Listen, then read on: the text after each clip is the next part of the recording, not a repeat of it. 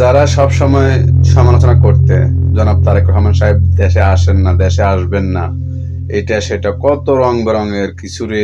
আজকে 17টা বছর আসলে জনাব তারেক রহমান সাহেব লন্ডনে থাকলেও তিনি দেশ ও দেশের মানুষকে কখনো ভুলে যান নাই। সার্বক্ষণ গণতন্ত্র পুনরুদ্ধার করার জন্য তিনি সার্বক্ষণ চেষ্টা করে গেছেন, লড়াই করছেন ওইখান থেকে।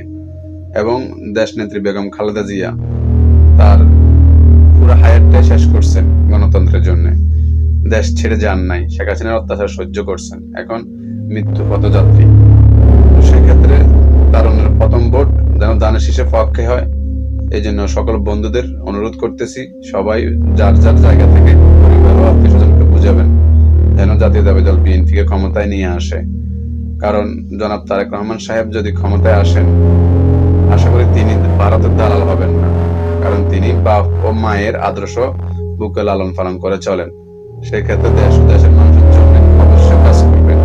দেশপ্রেম থাকলে অবশ্যই তিনি দেশের জন্য ভাববেন, আর যাদের দেশপ্রেম থাকে না, দেশের জন্য ভাবে না, অন্য দেশের কথা ভাবে, তারা কখনো দেশ ও দেশের মানুষের জন্য ভাববে না। সেক্ষেত্রে বলবো, সমালোচনা বন্ধ করো ভাই। আমরা জাতীয়তাবাদী দল বিএনপি করি, এই জন্য বলতেছি এমন না। আমরা সবাই ভাই ভাই, আমরা সকল জনগণ দেশের একজন আরেকজন ভাই। সেখানে আমরা সবাই একসাথে দেশকে ভালোবাসবো। অন্য দেশকে খুশি করতে নিজের দেশের ধ্বংস আমরা চাইবো না ভাই, এটা ঠিক না। সবাই মিলেমিশে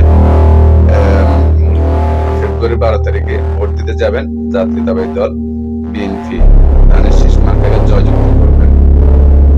দেখবেন, আশা করতেছি ইনশাআল্লাহ তারেক রহমান সাহেব তিনি অত্যন্ত ভালো মানুষ, বাপের আদর্শ বুকে লালন করে চলেন, তার আচরণ অনেক ভালো, সবাই অনলাইনে দেখতেছে। আসলে কথায় বোঝা যায়, আচরণে বোঝা যায় সে মানুষটা কেমন, তার বংশ কেমন। যা হোক, সকল জল্পনা কল্পনার অবসান ঘটিয়ে দেশে আসছেন, সবাই তাকে সহযোগিতা করেন, সমালোচনা না করে, তার ও দলের ক্ষতি না করে, সবাই একসাথে, বিশেষ করে জাতীয়তাবাদী দল বিএনপির যত অঙ্গ সংগঠনের লোক আছেন, পদ নিয়ে কামড়াকামড়ি না করে কিভাবে দানের শেষে জাতীয়তাবাদী দল বিএনপিকে জয়যুক্ত করা যায় ওইটা চিন্তা করেন। অনলাইনের প্রত্যেক ভাইকে বলবো, সমালোচনা বন্ধ করেন, জনাব তারেক রহমানের সমালোচনা বন্ধ করেন, তাকে একটু সুযোগ দেন, দেখেন তিনি কি করে, তারপরে সমালোচনা করিয়েন।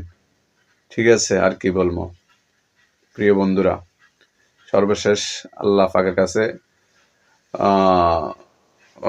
দোয়া চাই, আল্লাহ পাকের একটু মেহরবানি চাই। একটু অসুস্থ আছি, আল্লাহ পাক যেন তোমাদের দোয়ায় আমাকে সুস্থ করে দেন।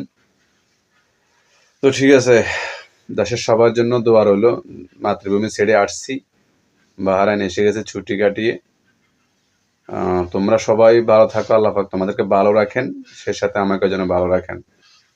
ভালো থেকো, আল্লাহ হাফেজ। আসসালামু আলাইকুম ওয়া রাহমাতুল্লাহি ওয়া বারাকাতুহু।